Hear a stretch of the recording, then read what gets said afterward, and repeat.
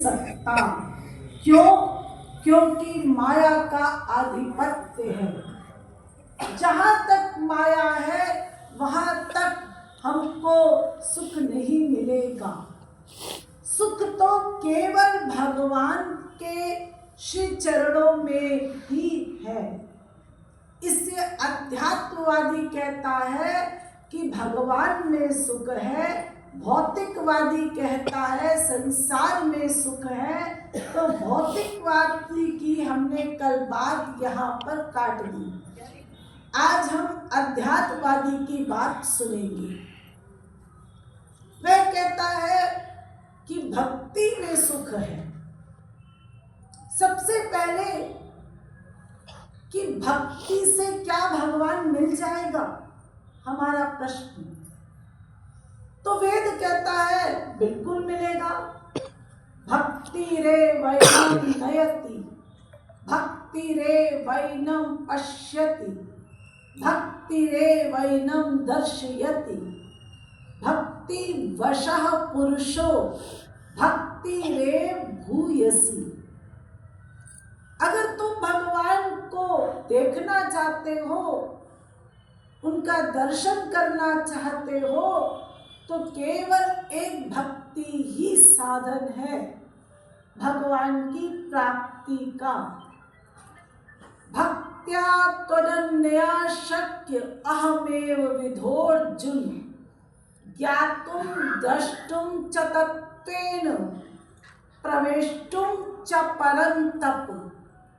गीता में भगवान श्री कृष्ण ने अर्जुन से कहा, अर्जुन तू मुझे देखना चाहता है, मुझे प्राप्त करना चाहता है, मुझ में लीन होना चाहता है, तो केवल एक साधन है, वो है मेरी भक्ति। भक्त्या एकया ग्रहया श्रद्धयात्मा प्रिया सताम। भागवत। उद्धव से भगवान श्री कृष्ण ने कहा एकया भक्त्या, केवल एकमात्र साधन है मुझे प्राप्त करने का, वो है भक्ति। तुलसीदास जी ने तो और सुंदर लिख दिया, वारी मथे बरु होए कृत, सिकता ते बरुते, बिनु हरि भजन न भव तरय, यह सिद्धांत अपे। यानी आप पानी को मत के घी निकाल लो, बालों को पिरवा के तेल निकाल लो, है तो असंभव, फिर भी हम मान लेते हैं। लेकिन भक्ति के बिना भगवान को प्राप्त करना, ये तो असंभव है। मिलहि न रघुपति बिनु अनुरागा, किए जोग तप ज्ञान विरागा। कितने बड़े बड़े साधन कर लो, फिर भी भगवान राम की प्राप्ति तो केवल अनुराग भक्ति से ही होगी। इसलिए भक्ति मुख निरीक्षति कर्म ज्ञान योग। भक्ति महादेवी का मुख देखते रहते हैं ये कर्मी ज्ञानी योगी, कि हे महादेवी आप कृपा करें तो हम अपने कर्मों का फल दें। स्वर्ग मरे दे कर्म, ज्ञान मरे दे मुक्ति, अमर रहे एक भक्ति, चाहना स्वर्ग अपवर्ग। देखिए हमारे यहाँ 3 मार्ग हैं ईश्वर प्राप्ति के। पहला तो कर मार्ग है। कर मार्ग से भगवान की प्राप्ति तो नहीं होती, स्वर्ग की प्राप्ति होती है। धर्म संपद्यते षड्भिरधर्मस्तु विपर्ययः। शास्त्र कहते हैं कि 6 विधियां होती है कर्म धर्म की। अगर कोई ठीक ठीक पालन कर ले तो कर्म का फल स्वर्ग मिल जाता है और कर्म समाप्त हो जाता है। अगर उसमें त्रुटि हो जाए तो दंड भी मिलता है। देश, काल, पदार्थ, कर्ता, मंत्र, क्रिया,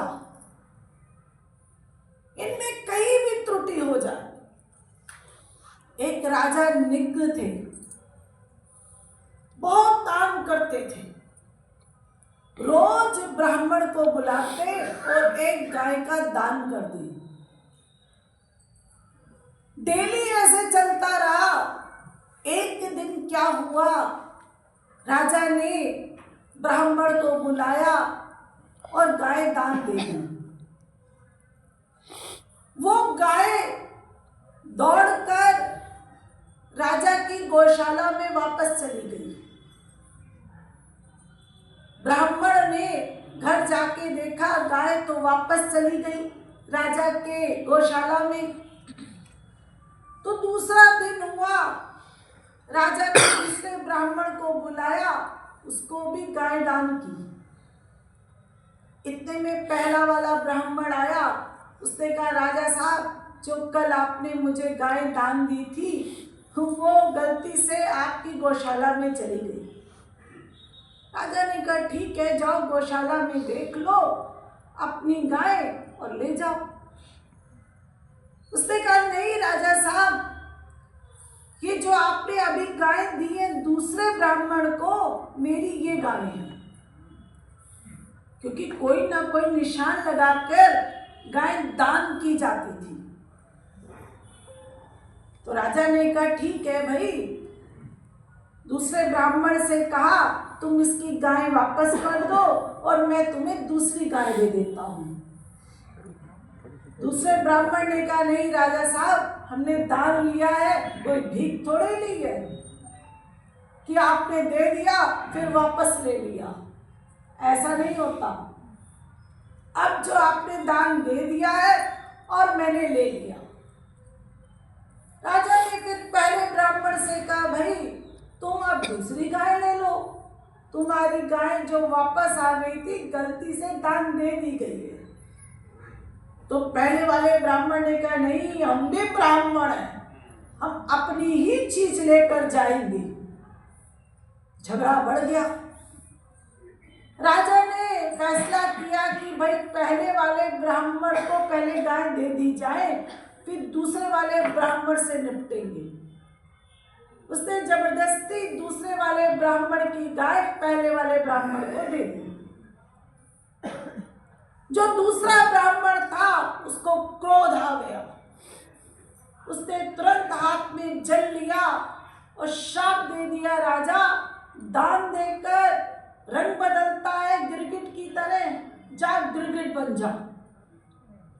इतना बड़ा दानी राजा और जरा सी त्रुटि हो गई, उसको श्राप बस गिरगिट बनना पड़ा। उसने बहुत क्षमा मांगी ब्राह्मण से। ब्राह्मण ने कहा, हमने श्राप तो दे दिया राजा साहब, वापस नहीं ले सकता। अब कृष्ण अवतार काल होगा, भगवान श्री कृष्ण आएंगे तो आपका उद्धार होगा। तो सोचिए, जरा सी त्रुटि हो जाए तो इतना बड़ा दंड मिलता है। कर्म के बड़े बड़े नियम हैं और यदि कोई ठीक पालन कर भी ले तो उसको क्या मिलता है? केवल स्वर्ग। पुण्य कर्मों को भोगने जाना, फिर पुण्य कर्म खत्म हो जाए तो फिर नीचे आना, यानी ये आवागमन मृत्यु लोक का चलता रहेगा। नंबर 2 होता है ज्ञान। वैसे तो बीच में योग मार्ग भी है, आपने सुना होगा अष्टांग योग, यम नियम आसन प्राणायाम प्रत्याहार ध्यान धारणा समाधि। योगी भी अंतिम क्लास समाधि में जाकर भगवान के स्वरूप में स्थित हो जाता है, यानी मुक्त हो जाता है। और ज्ञानी की भी यही स्थिति होती है। ज्ञानी भी ज्ञान मार्ग से चलकर अपने अज्ञान को नष्ट करता है, लेकिन अभी उसको मुक्ति प्राप्त नहीं हुई। दो प्रकार की माया होती है, एक अविद्या माया और एक विद्या माया। जिसमें अविद्या माया है तमोगुणी और रजोगुणी माया, और विद्या माया है सत्वगुणी। तो जो विद्या माया है वो अविद्या माया को समाप्त कर देती है, यानी ज्ञान अज्ञान को समाप्त करता है। लेकिन ज्ञान अभी है, विद्या माया खड़ी है, अभी भी उसको मुक्ति नहीं मिली। तो वो भक्ति महादेवी की शरण में जाता है और पूर्ण अंतःकरण शुद्ध करता है, तो विद्या माया जाती है, फिर ज्ञानी को मुक्ति मिलती है। तो ज्ञानी की भी माया कैसे जाएगी? भक्ति महादेवी की कृपा से तब उसको मुक्ति मिलेगी। और भक्त के लिए, अजी भक्त की भक्ति तो अमर है, क्योंकि नारद जी ने नारद भक्ति सूत्र में लिखा है अमृत स्वरूपा च। भक्ति कभी भी मृत नहीं होती। आज हम क्या कर रहे हैं? भक्ति। अच्छा, हम भगवत प्राप्ति के बाद क्या करेंगे? जी भक्ति। अजी ठाकुर जी क्या करते हैं?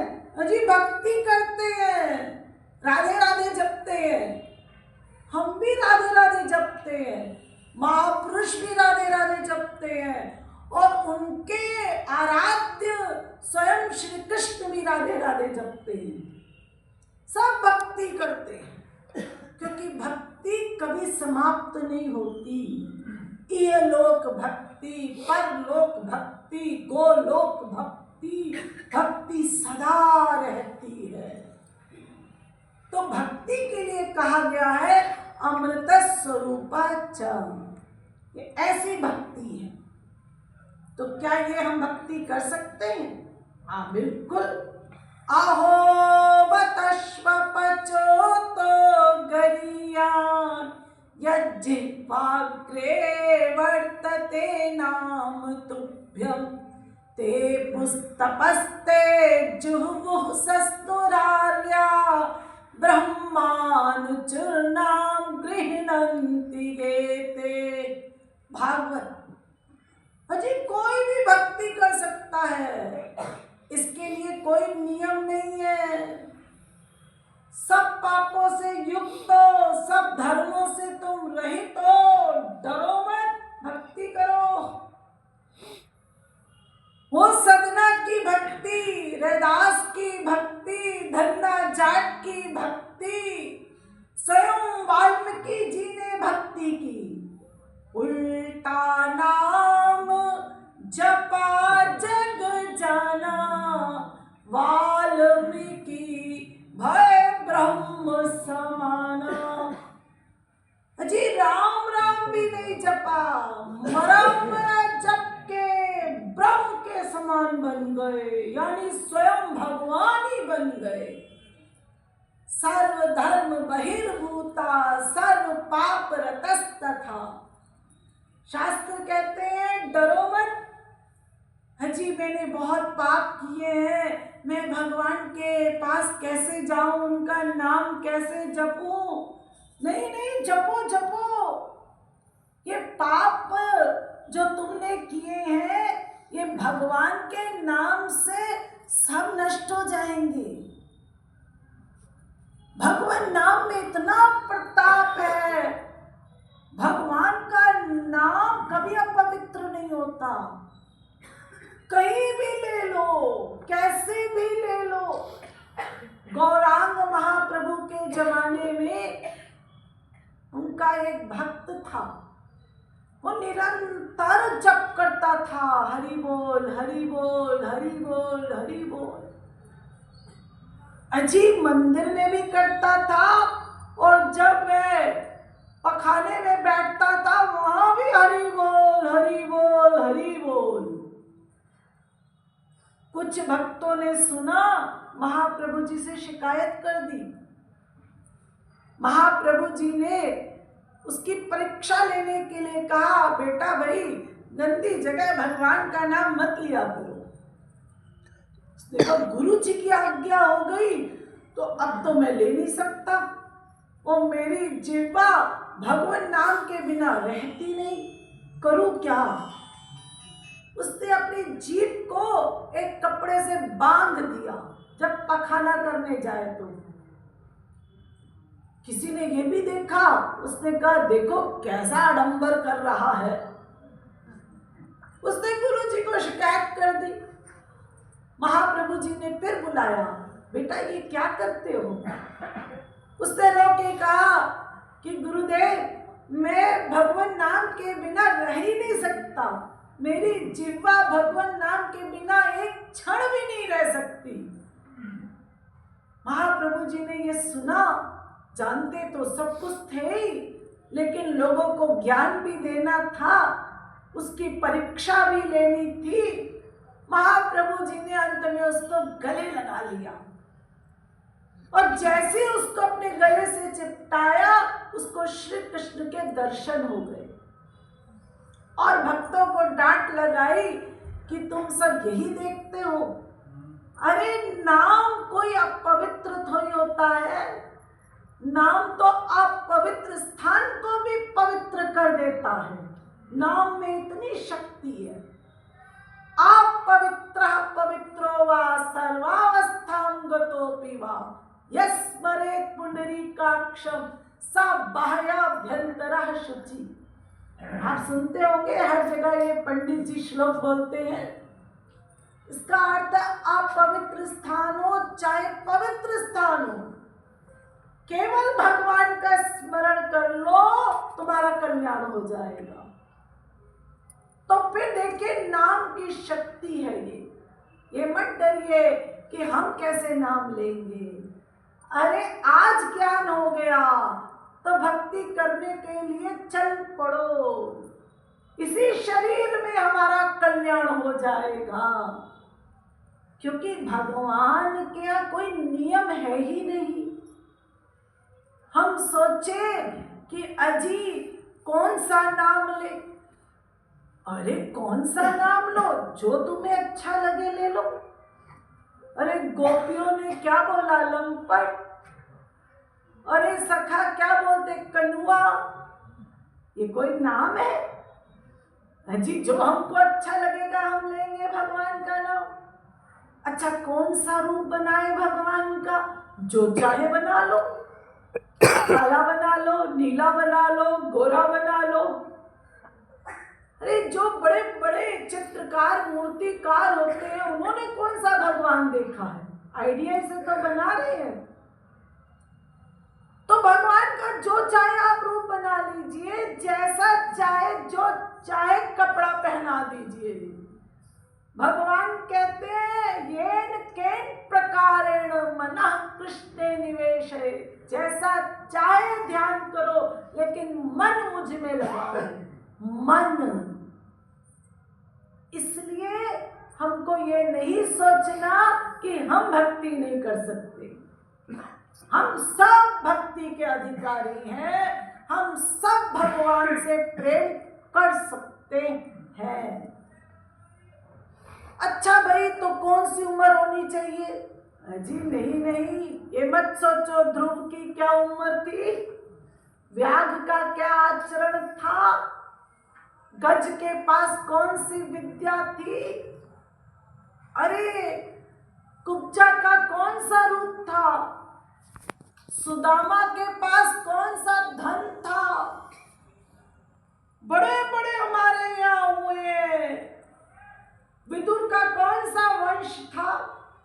उग्रसेन के पास कौन सा बल था? सबके पास एकमात्र रिझाने के लिए प्रभु को भक्ति था। तो हमको भी यही भक्ति करनी है। तो चलिए, आज हमारी बुद्धि में ये बात बैठ गई कि भक्ति से ही भगवान मिलेंगे। ये भक्ति क्या है? देखो, भगवान की अनंत शक्तियां हैं। 1, 2, 4, 10, 20, 50 नहीं, लाख नहीं, 10 लाख नहीं, 50 लाख नहीं, 1 करोड़ नहीं, 10 करोड़ नहीं, अरबों खरबों भी नहीं। भगवान की अनंत शक्तियां हैं। इसलिए भगवान का नाम क्या? ऐश्वर्यस्य समग्रस्य धर्मस्य यशसः श्रिया ज्ञान वैराग्य योश्चैव षट्टां भव इति रणम्। भगवान के अनंत नाम है, अनंत रूप है, अनंत गुण है, अनंत लीलाएं हैं, अनंत धाम है, अनंत जन है। हरि अनंत, हरि कथा अनंता। तो फिर भगवान की क्या परिभाषा बनी? अनंत। जी, अनंत ये कोई परिभाषा है? हाँ, वेद कहता है, चलो हम शॉर्ट में कर देते हैं। अनंतश्चात्मा विश्वरूपो यकर्ता त्रयं यदा विन्दते ब्रह्म में तत्। अनंत शक्तियों को यहाँ समेट के 3 मेन शक्तियां बताई गई भगवान की। शक्तिमान की शक्तियां अगणित यद्यपि बखान, तीन महामाया जीव अरु परात्र शक्ति प्रधान। ये हमारे गुरुदेव ने भक्ति शतक में दोहा लिखा है कि वैसे तो शक्तिमान की अनंत शक्तियां हैं, फिर भी 3 प्रधान शक्तियां समझ लो। एक पराशक्ति, दूसरी जीव शक्ति, तीसरी माया शक्ति। पराशक्ति, इसके कई नाम हैं। चित शक्ति, स्वरूप शक्ति, योग माया शक्ति। ये भगवान की पर्सनल अंतरंग शक्ति है। और जीव शक्ति और माया शक्ति, माया बहिरंगा शक्ति है और जीव तटस्था शक्ति है। क्योंकि जीव भगवान का भी अंश है और माया के भी अंदर भी है, तो तटस्थ है। और भगवान की जो प्राइवेट शक्ति है, यानी अंतरंगा शक्ति है, वो है स्वरूप शक्ति। ये स्वरूप शक्ति भी भगवान की 3 प्रकार की होती है। सत, चित, आनंद। आप नाम सुनते हैं ना भगवान का, सच्चिदानंद। इस नाम में बहुत बड़ा राज छुपा हुआ है। ऐसे नहीं नाम रख दिया भगवान का। इसमें 3 शक्तियों का निरूपण हो रहा है। सत शक्ति, चित शक्ति, आनंद शक्ति। इसमें भी प्राइवेट है भगवान की आनंद शक्ति, क्योंकि सत का लय चित्त में हो जाता है और सत और चित्त का लय आनंद में हो जाता है। इसलिए भगवान को आनंद भी कहा जाता है। और आनंद में भी सदंशे संदनी चिदंशे संवित आनंदांशे ह्लादनी। सत का स्वभाव क्या है? जीवन सदा। चित्त का स्वभाव क्या है? सर्वज्ञता सदा। और आनंद का स्वभाव क्या? अनंत अनिर्वचनीय अपरिमेय अपरुषे, आनंद से लबालब भरा हुआ, यानी ह्लादनी शक्ति भगवान की। ह्लादनी शक्ति तारो नाम प्रेम। ह्लादनी शक्ति का भी सारभूत तत्व है प्रेम, भक्ति। अब आप समझ गए भक्ति किसे कहते हैं? भगवान की अनंत शक्तियों में 3 शक्तियां आपको बताई गई। कौन सी? जीव शक्ति, माया शक्ति, स्वरूप शक्ति। स्वरूप शक्ति में भी 3 शक्तियां बताई गई आपको। सच्चित आनंद। आनंद में भी जो प्राइवेट है वो है ह्लादनी शक्ति, और ह्लादनी शक्ति का भी सारभूत तत्व है प्रेम, भक्ति। यूं समझिए, आपने दूध को जमाया, दही बनाया, दही को रिड़क के मक्खन निकाला, और मक्खन का आपने घी बना दिया। यानी इतनी प्राइवेट पे प्राइवेट में प्राइवेट शक्ति का नाम है भक्ति। वैसे तो भगवान कहते हैं परम स्वतंत्र ना सिर पर कोई, मैं परम स्वतंत्र हूं। अच्छा, कहां से परम स्वतंत्र है? अहम भक्त पराधीन का। जिस भक्त के पास भक्ति आ जाती है, भगवान उसके गुलाम बन जाते हैं। गुलाम का मतलब दासता उस भक्त की करते हैं। कोई भी हो, चाहे काकभूषणी जी हो, चाहे कोई धन्ना जाट हो, चाहे रैदास हो, चाहे सदना हो, कोई भी हो, भगवान उसके दास बन जाएंगे, गुलाम बन जाएंगे। ऐसे वैसे गुलाम नहीं। सर्वेंट तो हम लोग भी रखते हैं, नौकर चाकर। किसी के 4 होंगे, किसी के 10 होंगे, किसी के 40, 50, 100 भी होते हैं। ऐसे नहीं भगवान नौकर बनते। हमारे जो सर्वेंट हैं वो हमारी नौकरी तो करते हैं, लेकिन उनको हमारी नौकरी से खुशी नहीं मिलती। क्यों नौकरी करते हैं? जी पैसा मिलता है, उससे उनका घर चलता है, इसलिए मजबूरी में नौकरी करते हैं। किसी भी सर्वेंट से आप पूछ लीजिए, ए रामू, तू हमारा काम करता है, तुझे अच्छा लगता है? हाँ बाबूजी, बहुत अच्छा लगता है। अच्छा, अगर मैं तेरे गांव में तुझे भेज के वहीं पे ऑनलाइन पैसा हर महीने 20,000 भेज दूं, तो क्या तू मेरा काम करेगा? कहता है नहीं बाबूजी, फिर तो मैं अपने घर रहूंगा, मुझे तो पैसा चाहिए। मुझे आपके काम से कोई खुशी नहीं मिलती, मैं तो अपने परिवार में रह के खुश रहना चाहता हूँ। वो संसार में तो ऐसे नौकर हैं। और हमारे ठाकुर जी कैसे गुलामी करते हैं? तेरा कृत दास बन जाए बनवारी, बलिहारी है तिहारी गुरु बलिहारी। तू जैसा भी नचावे नाचे बनवारी, बलिहारी है तिहारी गुरु बलिहारी। कृत दास बोले।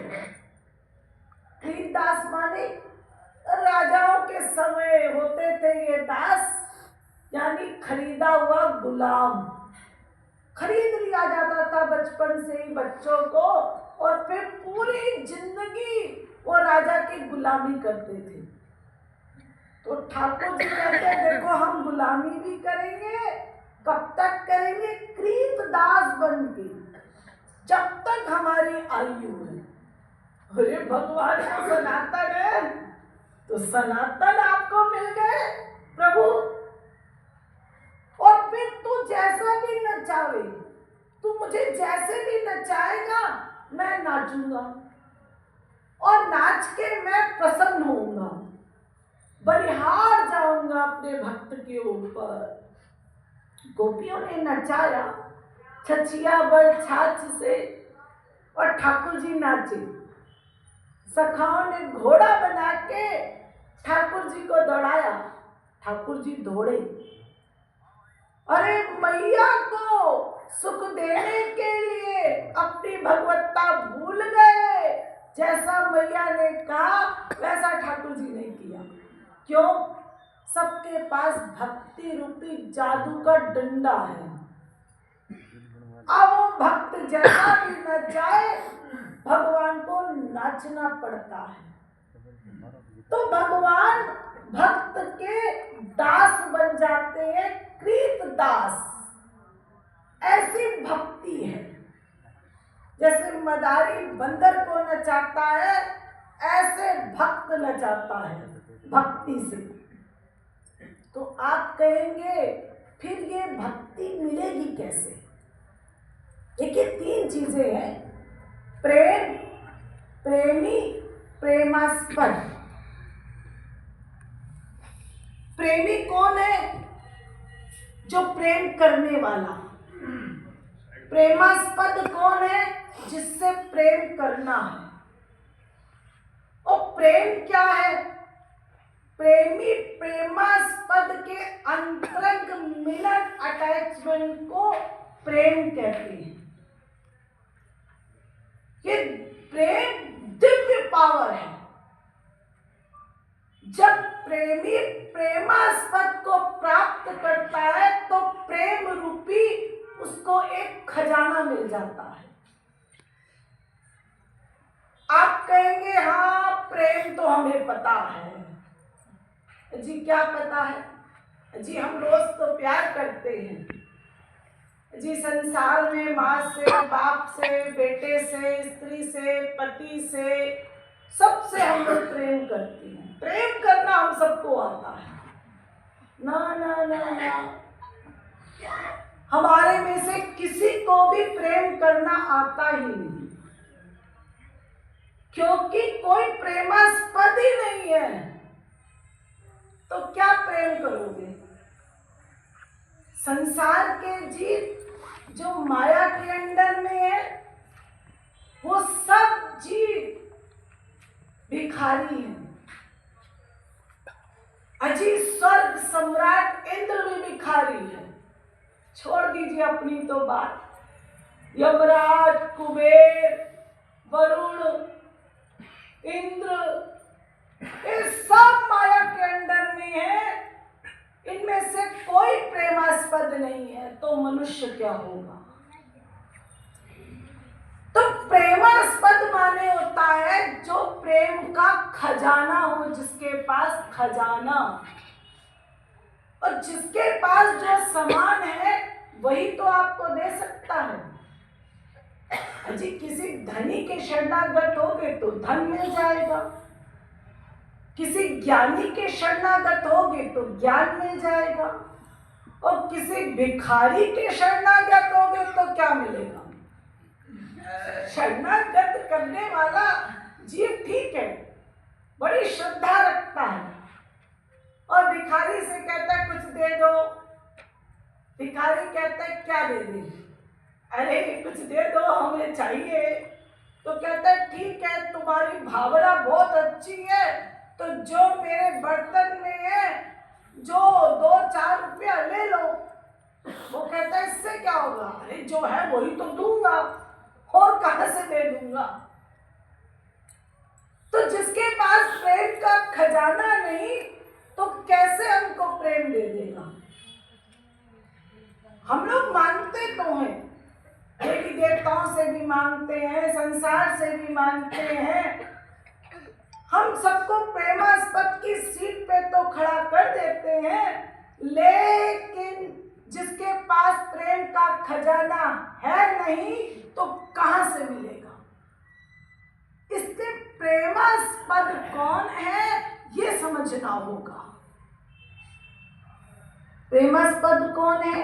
भगवान, राधा कृष्ण, सीताराम, जो भी आपके इष्ट देव है ये सभी प्रेमास्पद है भगवान। क्या ये हमको डायरेक्ट देंगे? नहीं। तो कैसे मिलेगा? सो बिनु संत काहू पाई, मिलई संत होई अनुकूला। बहुत सुंदर लिखा उन्होंने कि महापुरुषों की कृपा से प्रेम मिलता है, डायरेक्ट भगवान नहीं देते। उद्धव का ठाकुर जी सामने खड़े हैं, ज्ञानी है, प्रेम दे दो, आप तो प्रेम के खजाना हो। ठाकुर जी ने कहा नहीं, हम नियम से चलते हैं, हम डायरेक्ट किसी को प्रेम नहीं देते।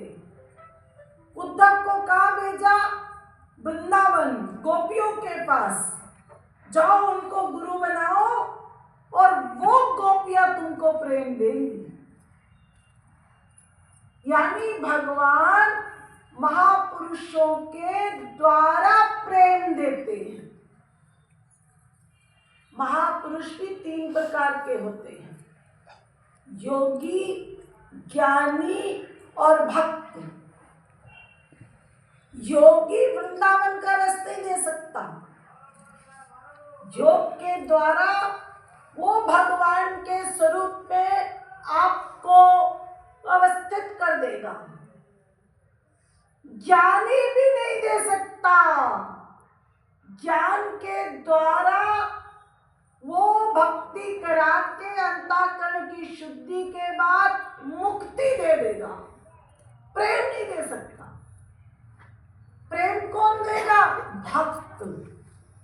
जो भगवान का भक्त होगा, जिसने भगवान से प्रेम पाया होगा, वो भक्त दे देगा। जी हाँ, आसा महो चरण रेणुज श्याम हंस्याम, वृंदावने किमपि गुल्मलतौषधीना। उद्धव जी ने कहा था, प्रभु मुझे वृंदावन का कोई पेड़ बना दो, क्योंकि वहां पे जितने पेड़ है, लता पता, ये सब मेरे दादा गुरु परमहंस खड़े हैं कि गोपियां यहाँ से निकलेंगी, उनकी चरण धूलि पड़ेगी तो प्रेम मिल जाएगा। तो कोई प्रेमी रसिक संत मिल जाए, आप उसके शरणागत हो जाए तो प्रेम मिल जाएगा। जी हाँ, आचार्य माम, आचार्य को आचार्य ना समझ लो कभी। क्यों? माम विजानिया नाम मन्यत करहिचित, नमत बुद्ध्या सूयेत सर्वदेव मयो गुरु। क्योंकि आचार्य भगवान का स्वरूप है, साक्षात भगवान उसके अंदर बैठे हैं। इसलिए उसके किसी कार्य में अपनी बुद्धि मत लगाओ। भगवान साक्षात तुम्हारे सामने है, वही गुरु आपको प्रेम देगा। भक्ति भक्त भगवंत गुरु चतुर नाम वपु एक। भक्ति कह लो, भक्त कह लो, भगवान कह लो, गुरु कह लो, ये एक के शरीर के 4 नाम हैं। इसलिए कहा गया भगवान ने कि ये मेरी चीज तो है, पर्सनल पावर तो है भक्ति, लेकिन ये भक्ति गुरु के केयर ऑफ मिलेगी। डायरेक्ट भगवान किसी को नहीं देते। इसलिए भागवत ने इसको और खोल के बताया। भक्त्या संजातया भक्त्या विव्रत उत्पुलकाम तनु, कि 2 प्रकार की भक्तियां होती हैं, एक भक्ति करने वाली और एक भक्ति मिलने वाली। ध्यान दीजिए, एक भक्ति करने वाली, एक भक्ति गुरु अपनी कृपा से देता है। क्योंकि आप कह देंगे अगर कि कृपा से भक्ति मिलती है, किसी साधन से नहीं मिलती, तो फिर हमारा प्रश्न हो सकता है कि इतने संत आए, उन्होंने हम पर कृपा क्यों नहीं की? अरे आपकी मंडी में ही कितने संत आते हैं, कृपा से ही भक्ति मिलनी होती तो कृपा कर देते, हमें भक्ति मिल जाती, हम भी भगवान को पा लेते। लेकिन किसी संत ने आज तक कृपा की नहीं, इसका मतलब कोई राज है। राज क्या है? यही राज है कि पहले एक भक्ति करनी पड़ती है, तब गुरु अपनी कृपा करता है।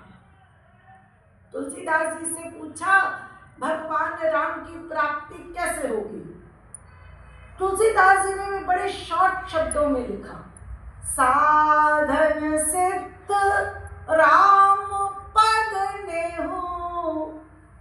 अजी राम की प्राप्ति साधना भक्ति है, राम की प्राप्ति सिद्धा भक्ति है। उन्होंने दो भक्तियों के विषय में बताया, यानी एक साधना भक्ति, दूसरी सिद्धा भक्ति। साधना भक्ति करने वाली, सिद्धा भक्ति गुरु कृपा से मिलने वाली। इतना शॉर्ट बोल दिया।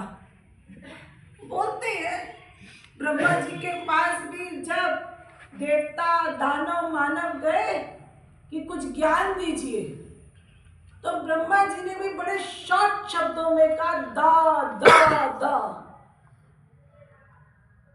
तीनों ने कहा ये क्या ज्ञान हुआ? अरे ब्रह्मा जी जब ज्ञान देंगे तो ऐसे ही तो देंगे, तो जाओ अपने अपने गुरुओं के पास, वो समझा देंगे। दानव गए शुक्राचार्य जी के पास, तो शुक्राचार्य जी ने कहा भाई ब्रह्मा जी ने कहा दया करो, दया जीवों पर, बहुत तुम हिंसा करते हो। देवता गए, उन्होंने कहा कि ये हमसे दा बोल रहे हैं, तो उन्होंने कहा भैया दमन करो, दमन, इंद्रियां बड़ी उच्छृंखल होती जा रही हैं, तो इंद्रियों पर दमन करो, संयम रखो। और मनुष्य गए वेदव्यास जी के पास, ये दा माने क्या है? तो उन्होंने कहा भाई, उन्होंने कहा है दान करो।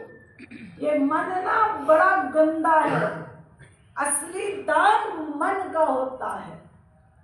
हम लोग जो गंदे रुपए को दान समझते हैं, ये दान वान नहीं है, ये तो बाहर की चीज है, बाहर चली जाएगी। संत महात्मा क्या करेंगे? जिसको कहीं ना कहीं तो लगा देंगे। लेकिन कल्याण किससे होगा? किस दान से होगा? कल्याण तो आपके मन के दान से होगा। तो ये मन है ना, ये बर्तन का दान करना होगा हमको, तब गुरु इस पे कृपा करता है। कृपा। कोई महात्मा हमारे घर आए और आपसे भिक्षा मांगे, आते हैं कितने संत महात्मा, और आप उनको देते भी हैं। और कोई ऐसा खपती महात्मा आए और वो भिक्षा मांगे और गंदा सा बर्तन आपके सामने रख के, जिसमें मिट्टी हो, कीड़े चल रहे हो, और आपको कहे इसमें माता डाल दे। वो कहती है इतना गंदा बर्तन, और मैं इसमें सामान डाल दूं खाने का, तो मेरा सामान भी खराब होगा, महात्मा जी खाओगे तो पेट खराब होगा, वो मुझे पाप लगेगा, मैं नहीं डालती। वो महात्मा जी भी अड़ियल बोले नहीं नहीं माता ध्यान मत दे, बस तू डाल दे, तेरा काम डालना है। तो उस माता ने कहा नहीं महात्मा जी, अगर आप इस बर्तन को नहीं धोते तो लाओ मुझे दे दो, मैं धो के साफ करके इसमें बढ़िया सा सामान डाल के आपको दे देती हूँ। महात्मा जी ने कहा ना ना माता, ना तो मैं कुछ धोऊंगा ना तुझे दूंगा, बस तू सामान डाल दे। तो वो माता भी अड़ गई, नहीं महात्मा जी मैं गंदे बर्तन में सामान नहीं डालती। तो महात्मा जी अब जोर से हंसे, ठाक्या लगाया और कहा, हाँ यही माता, अनंत जन्मों से हम भी तुझे सिखा रहे हैं। तुम कहते हो आशीर्वाद दे दो, महात्मा जी कहते कहा दे दे, बस दे दो, गंदे मन में अपना प्रेम, अपनी कृपा डाल दो। महात्मा जी कहते ऐसे कृपा डाल दूंगा तुझे कुछ नहीं मिलेगा और मुझे भगवान के लोक में दंड दिया जाएगा कि तुमने ऐसे जीव पे कैसे कृपा कर दी जब जीव अधिकारी नहीं था। तो अगर तू गंदा मन साफ नहीं कर सकता तो मुझे दे दे, अर्पण कर दे, इसका दान कर दे मन का, तो मैं उसको शुद्ध करके भगवान के लायक बना दूंगा। तो देखिए हम लोग इतने सयाने हैं, जानते हैं कि गंदे पात्र में सामान नहीं डालना, तो महापुरुष वो कैसे प्रेम दे दे। इसी के लिए तो दो प्रकार की भक्तियां बताई गई हैं, एक साधना भक्ति, दूसरी सिद्धा भक्ति। वैसे तो हमारे यहाँ 10 प्रकार की भक्तियों का वर्णन है, यानी साधन भक्ति, भाव भक्ति, प्रेमा भक्ति, स्नेह भक्ति, मान भक्ति, प्रणय भक्ति, राग भक्ति, अनुराग भक्ति, भावावेश भक्ति, महाभाव भक्ति। 10 भक्तियां हैं, लेकिन इतनी लंबी चौड़ी आपको सुनने की आवश्यकता नहीं है। हमको जो करनी है हमको तो वो सुनना है। कौन सी करनी है? साधना भक्ति। साधना भक्ति में 2 भक्तियां आती है, साधन भक्ति और भाव भक्ति। और जो गुरु कृपा से मिलती है वो है सिद्धा भक्ति। इसमें 8 भक्तियां आती हैं, यानी प्रेमा भक्ति, स्नेह भक्ति, मान भक्ति, प्रणय भक्ति, राग भक्ति, अनुराग भक्ति, भावावेश भक्ति, महाभाव भक्ति। जिस क्लास का महापुरुष होता है बस वही उसके भक्त को वहां ऊपर भक्ति मिल जाती है। यानी ये 8 भक्तियां तो कृपा से प्राप्त होती हैं, केवल करने वाली 2 होती हैं। इसलिए हमारे शास्त्रों में 2 प्रकार की भक्तियां बताई, भज्यते इति भक्ति, भजनम भक्ति। भज्यते भक्ति यानी भजन करना। क्यों करना? अभी तक भजन किसका किया है? संसार का। तो हमारा मन कैसा बना है? संसार का, माया का। ये मायाकार बना है। अब इस मन को कैसे बनाना है? भगवदाकार।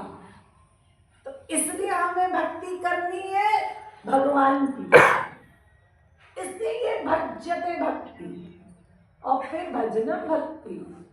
फिर वो जो दूसरी भक्ति होती है वो गुरु कृपा से तब राधे राधे कराया जाएगा, तब उस भक्ति से अंतःकरण की शुद्धि हो जाएगी और आपका एक आंसू बहेगा, ठाकुर जी दौड़ के आएंगे और अपने पीतांबर से आपके अश्रु पोंछेंगे। वो भी भक्ति है और ये भी भक्ति है। ये अभी अंतःकरण शुद्धि पे चल रही है, अभी हमारा पहली क्लास का कार्य हो रहा है। और कहा शास्त्रों ने भागो भक्ति। भक्ति भगवान का भाग है, भाग। जैसे शरीर के भाग है ना, हाथ, पैर, नाक, कान, मुंह, ऐसे ये भक्ति भी भगवान का भाग है। ये आत्मा भगवान का शरीर है। यस्यात्मा शरीरम यस्याक्षरम शरीरम, यानी इस आत्मा के अंदर परमात्मा बैठा है। ये आत्मा क्या करती है? ये सदा वर्क करती है अपने परमात्मा को सुख देने के लिए। तो जो ये वर्क है आत्मा का परमात्मा के लिए, ये भगवान की भक्ति है, ये भगवान का भाग है भक्ति। इसलिए आगे कह दिया भंजनम भक्ति। यानी जो अविद्या रूपी गांठ है हमारे अंदर, उसका भंजन करने वाली, तोड़ देने वाली, उसका नाम भक्ति। और भक्ति शब्द की व्याख्या की, यानी भक्ति शब्द बना भज धातु से। भज धातु का अर्थ है सेवा, यानी भक्ति शब्द का मतलब है भगवान की सेवा। सो बातन की बात एक, धर मुरली धर ध्यान, बड़ा सेवा वासना, यह ज्ञानन सो ज्ञान। भक्ति शब्द, हमारे गुरुदेव कहते अरे इतनी भक्तियों के विषय में क्या सुनोगे, शास्त्रों में भरा पड़ा है। बस इतना समझ लो, श्री कृष्ण के प्रति अपनी सेवा भावना बढ़ाओ। जब सेवा भावना बढ़े तो समझ लो तुम्हारी भक्ति स्टार्ट हो गई। वैसे तो भागवत में नवधा भक्ति बताई गई है। श्रवणम कीर्तनम विष्णु स्मरणम पाद सेवनम अर्चनम दास्यम सख्यम आत्मनिवेदनम, ये नवधा भक्ति है। बड़े बड़े नियम है इस नवधा भक्ति में। लेकिन जब सुखदेव जी ने परीक्षित को भागवत सुनाई तो उन्होंने कहा देख परीक्षित, नवदा भक्ति में केवल 3 भक्तियां विशेष हैं, श्रवण, कीर्तन और ध्यान। यानी 3 भक्तियां कर लो, समझ लो हो गई भक्ति। अरे जो आप लोग सुन रहे हैं शास्त्र वेदों की बातें, भगवान से प्रेम कैसे हो, ये भक्ति है। जो आप कीर्तन करते हैं भगवान के नाम गुण लीला का, ये भक्ति है। और जो मेन भक्ति है वो है ध्यान। इसको कभी मत भूलिएगा।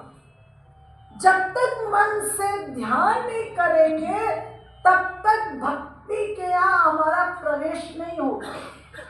यानी मेन है मनेर स्मरण प्राण, और तो सब शरीर है, लेकिन ये जो स्मरण है वो प्राण की तरह है, प्राण है। इससे मेन है स्मरण भक्ति। तो यानी ये भक्ति साधना भक्ति क्यों करनी है? क्योंकि हमें अपना अंतःकरण शुद्ध करना है। और अंतःकरण शुद्ध होने के बाद गुरु कृपा करता है और उसमें सिद्धा भक्ति का दान करता है। अगर उससे पहले गुरु दे दे तो हमारे हृदय के इतने टुकड़े हो जाएं कि राख भी ना मिले। जी हाँ, ऐसा भक्ति का ताप है कि हमारा अंतःकरण सहन नहीं कर सकता।